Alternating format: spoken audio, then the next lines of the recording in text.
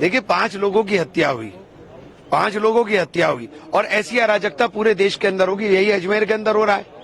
तो हम तो कल कई दिन से कह रहा हूं कि सुप्रीम कोर्ट को संज्ञान लेना चाहिए और सुप्रीम कोर्ट ने संज्ञान लेकर के रोक लगाने का काम किया। हम तहे दिल से उसका शुक्र भी अदा करते हैं, अल्लाह का शुक्र अदा करते हैं और सुप्रीम कोर्ट के फैसले का स्वागत करते हैं, क्योंकि सुप्रीम कोर्ट के इस फैसले के बाद देश के अंदर ये जो अराजकता का माहौल बनाने की तैयारी थी, इसके ऊपर रोक लगेगी। नहीं, देखिए फायरिंग सीधे सीधे पांच बल्कि अब तो 6 हो गए, 6 लोगों की हत्या हुई है। उन हत्याओं का जिम्मेदार कौन है भाई? उनको तो तय करना पड़ेगा। हम बार बार कह रहे हैं कि सिटिंग जज से आप जांच कराइए।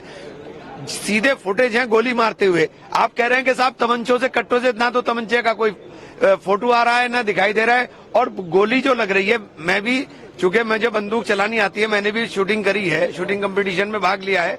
राइफल की गोलियों से गोली आर पार होती है, आदमी के आर पार गोली निकली हुई है, आर पार गोली निकली हुई है। तो ये जो चीजें हैं ये जांच का विषय है और इनके ऊपर जांच होनी चाहिए और इतना सख्त एक्शन होना चाहिए कि आइंदा कोई इस तरह की हरकत ना कर सके कि इंसान की जान की कीमत आप समझने का भी काम ना करो, आप सीधे गोली मार दो माथे पर, छाती पर।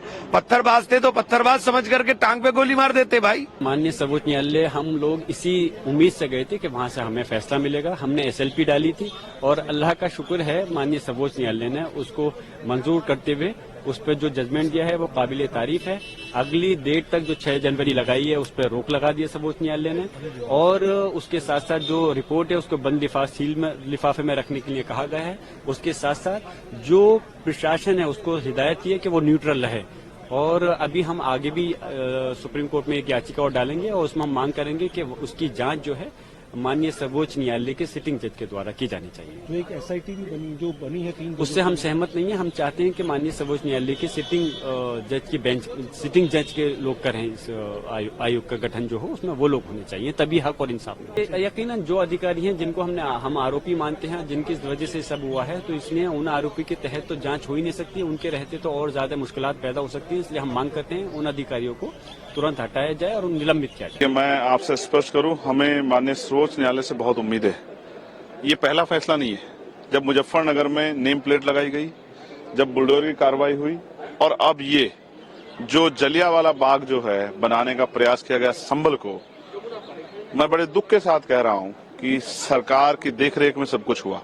मैं सर्वोच्च न्यायालय का जो फैसला है और जो उन्होंने जिस तरह की रोक लगाई है वो प्रशंसनीय है। साथ में मैं सर्वोच्च न्यायालय से ये भी कहना चाहता हूं कि वो सुमोटो लेके इस पूरी घटना की जो है CBI जांच अपनी निगरानी में कराए, जो दूध का दूध पानी का पानी। मैंने कई बार कहा है कि वहां के अधिकारी कर्मचारियों की कॉल डिटेल्स अगर हम निकालेंगे तो वो किनके इन्फ्लुएंस में इतनी तेजी बढ़ती गई, ये भी शायद जानकारी होगी और इससे एक बहुत बड़ा जो है कॉन्स्पिरेसी क्लियर हो जाएगी। और ये कॉन्स्पिरेसी क्लियर होनी चाहिए कि इतनी बड़ी घटना कैसे अंजाम हुई। एक दिन में ऑर्डर, एक दिन PL दाखिल होना, उस दिन ऑर्डर होना एक्स पार्टी, उस दिन जो है सर्वे टीम बन जाना, उस दिन सर्वे हो जाना, ये सब संदिग्ध है। और फिर जो है एक बार सर्वे, 2 बार सर्वे, गोली चलना, पुलिस का बयान देना, फिर कहना लूट हो गई है, हमारे हथियार लूट ले गए हैं, और अभी भी बहुत सारी चीजें। उनकी FIR दर्ज होनी चाहिए, पुलिस पर कार्रवाई होनी चाहिए। सब कुछ इस तरह से हो कि फेयर हो और जनता में जो अविश्वास है वो अविश्वास ना बने।